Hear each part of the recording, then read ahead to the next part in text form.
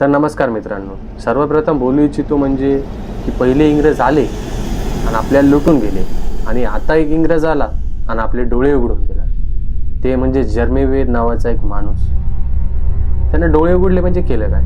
सर्वप्रथम तर ते आलं आणि आपल्या गंगा रिव्हर जी आहे, गंगा नदी, खूप मोठं पात्र आहे त्या नदीचं.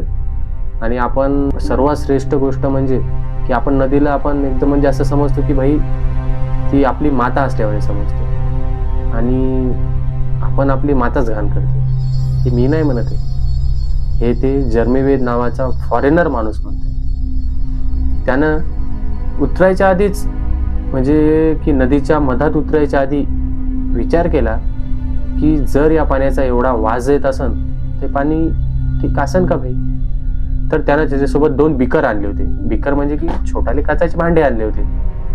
तर सर्वप्रथम त्यानं काय केलं, त्यामध्ये केमिकल टाकलं. केमिकल म्हणजे ते असं असते की जर पाणी जर वापरण्यायोग्य जर असेल तर त्याचा कलर थोडा रेडिश होतो आणि नसेल तर गढूळ असले होतो.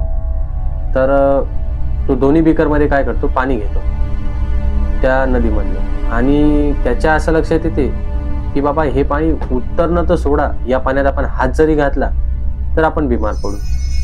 म्हणजे की एक विचार करण्यासारखं आपलं दुर्दैव आहे की बाहेरचे लोक येऊन आपली इज्जत काढायला सरळ सर.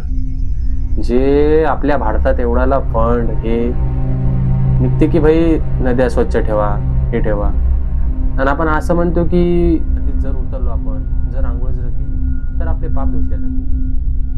तर मी तुम्हाला सांगू इच्छितो की आपले पाप धुतले जावं का न जावं, आपण एक दिवस धुतले जातो एवढं पक्का, ते बी घरच्यांच्या हाताने. तुम्ही म्हणत असाल असं का म्हणताय? आपण काय म्हणतो की आंघोळ केल्याने स्वच्छ होते माणूस आणि एक त्या नदीत आपण आंघोळ केल्याने आपले पाप धुतले जातात, हे वगैरे वगैरे. म्हणजे की सर्वांचं ज्याचं त्याचं म्हणणं आहे.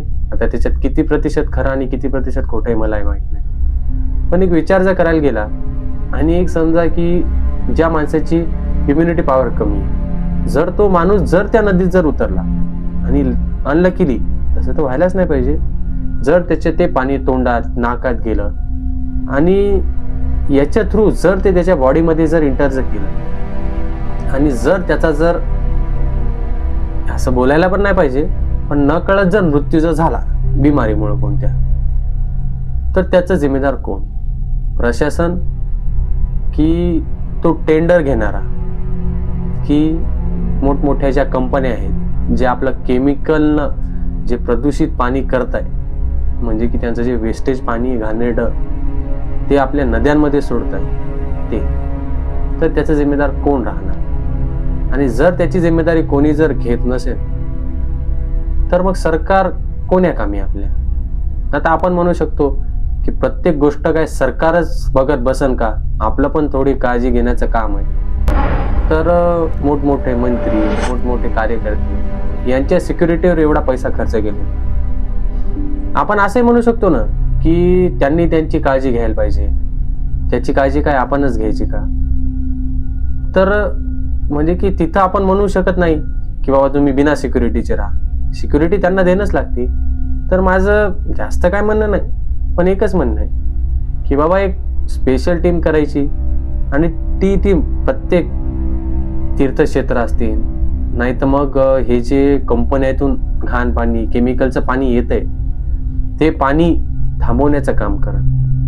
आता तुम्ही म्हणसान की मग ते पाणी सोडायचं कुठं, ते त्या कंपनीचा प्रश्न राहिला.